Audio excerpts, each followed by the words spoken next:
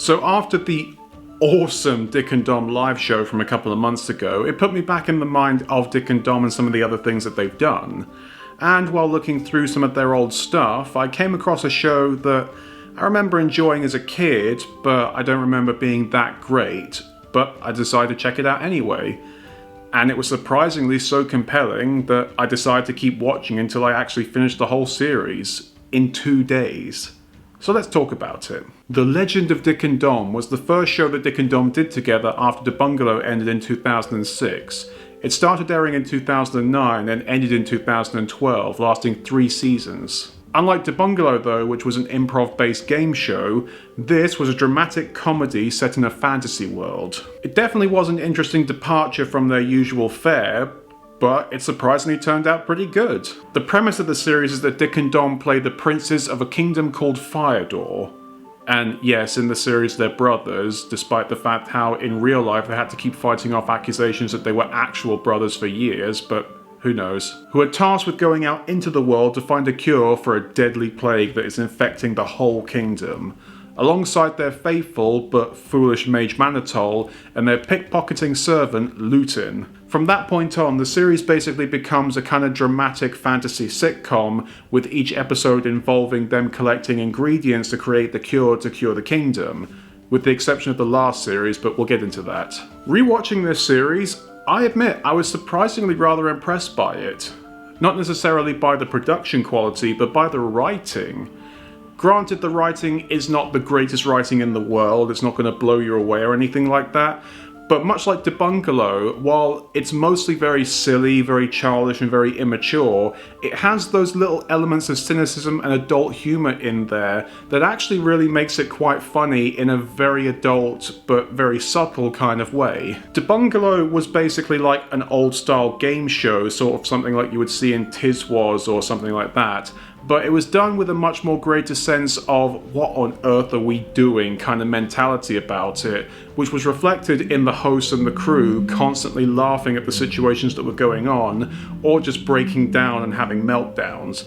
Sometimes that was planned, sometimes it wasn't, but it did make the show hilarious to watch, especially for an adult. This show does actually adapt to that very similar kind of humour, and I'd like to think that the writers were inspired a lot by that element of The Bungalow. Granted, in The Bungalow, that wasn't always planned, and a lot of what made that show funny was that it was very spontaneous and you never really knew what was going to happen because it was all done on improv and live.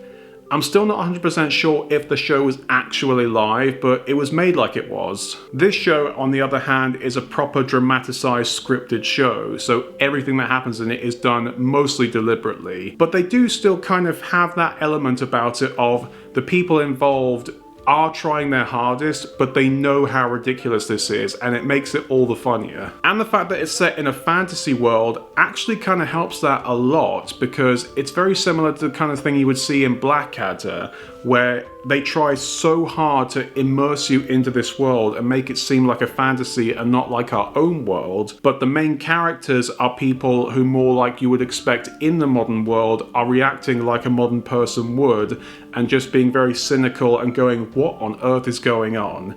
And that really makes it funny. Like I said, the show is mostly very childish and immature, but those few elements of cynicism and self-awareness in there make it all the worthwhile. It also reminds me a lot of Monty Python, where the world itself is just so surreal and so bizarre. A lot of the humour is derived from just how weird the things in this world happen are. And that's kind of fitting because the narrator of the show is Terry Jones, who of course was a former member of the Pythons. It reminds me a lot of Monty Python and the Holy Grail, or his Jabberwocky movie, where it's such a high fantasy surreal world, but there's just a few elements of the modern day mixed into it just to make it seem all the more strange and just kind of show off how different this world is from ours. I wouldn't be surprised if he was a creative consultant, because there is definitely a lot of his humour in here, and the fact that he is the narrator is one of the best things about the show, because he's one of those typical comedy fantasy narrators where he tries to make everything sound as grand and epic as he can,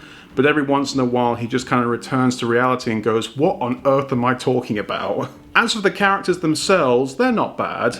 Dick and Dom are surprisingly decent actors. They're not the best comedy actors I've ever seen, but that's because they were more trained for improv and presenting based comedy rather than scripted comedy. But they do the best that they can, and I do like how they have distinctively different personalities. Dick is definitely the more childish, enthusiastic, but rather empty-headed one, and Dom is the more cynical and logical, but also rather grumpy one, which is similar to the kind of dynamic they had on The Bungalow. Though on The Bungalow it could switch around quite often, and sometimes Dick was shown as being a bit more of a puppet master, kind of manipulating Dom to do things he wouldn't want to do. That doesn't really happen in this show, which is a shame because that would have been really funny to see, but the way that they characterize them does work pretty well. Manitol's actually a pretty good character. He's basically the chief exposition giver and kind of the mother of the group, similar to Crichton in Red Dwarf, but he's often held back by the fact that he's a terrible magician and almost never gets any of his spells right.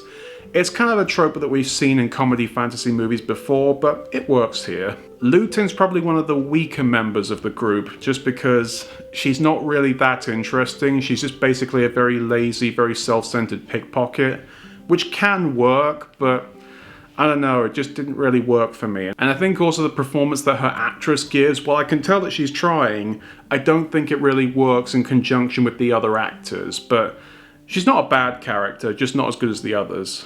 And as you would expect for the fact that this is Dick and Dom, and yes, Steve Wright, the producer of The Bungalow, is also the producer of this series, Ian Kirkby and Dave Chapman do return and do amazing jobs as always, showing off how versatile they are as actors and performers. And Lee Barnett and Melvin O'Doom do show up for cameos every once in a while. In fact, there are even cameos from characters from The Bungalow, but in their own kind of medieval way. For example, Raymond Farmer shows up in one episode, and Harry Batt, in two different forms, shows up in 2 episodes. Which I imagine that if he was a real character, he'd probably be feeling a bit bitter that he got a cameo in this show and his own show and didn't get picked up for an actual series. I will stress that this show is a bit inconsistent. There are some episodes that are really funny and really clever, but there are other episodes where they're definitely leaning into the more child elements of the humour and the story, which is fine. This show is made for kids, but it is always good to see a kids show that kind of acknowledges both sides of the audience, because obviously there are going to be a lot of adults watching kids shows, whether that be parents who have to watch it alongside their kids. At least that's the way it used to be. Nowadays with iPads, I don't think that kids do that really much with their parents anymore.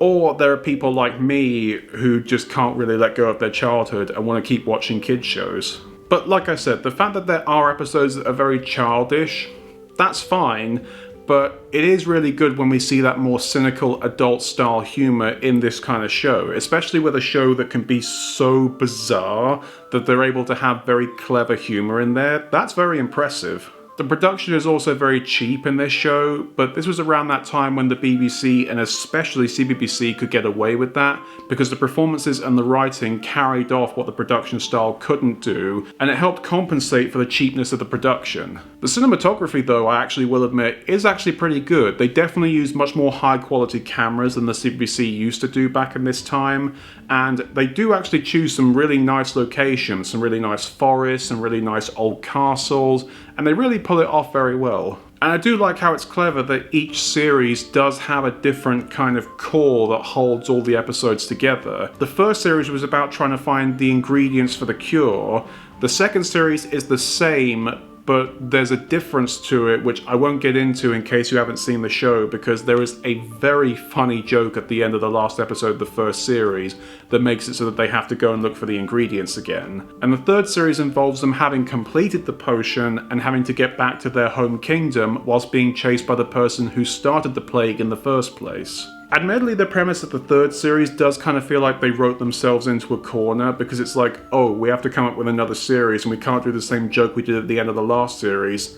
Okay, let's have them going back to their home kingdom, which now is going to take an entire series to do. And I will admit that the villain, who I won't give away too much about because it's kind of a big reveal about who the villain is actually pretty cool, and of course, Dave Chapman does an amazing job with portraying him, and it feels kind of like he's doing an impression of the Emperor from Star Wars, and it really works. I definitely recommend checking out this series if you like The Bungalow. It's not as good as The Bungalow was, because A lot of what made that show really entertaining was the spontaneity, and a lot of the stuff that happened that was really funny wasn't planned. This show being scripted means that everything that happened was mostly done deliberately, so it's not as kind of funny as that show was, but it is still very entertaining, and you can really see the effort that was put in by everybody involved. It's a bit difficult to find all episodes now because it's kind of spread out amongst YouTube and Internet Archive, but I did add all episodes to my Dick and Dom archive, which you can find in the link below, which includes more or less everything related to the bungalow. And yes, it took me ages to upload it, so I hope you appreciate it. But we'll see what I go on a quest on to find next time.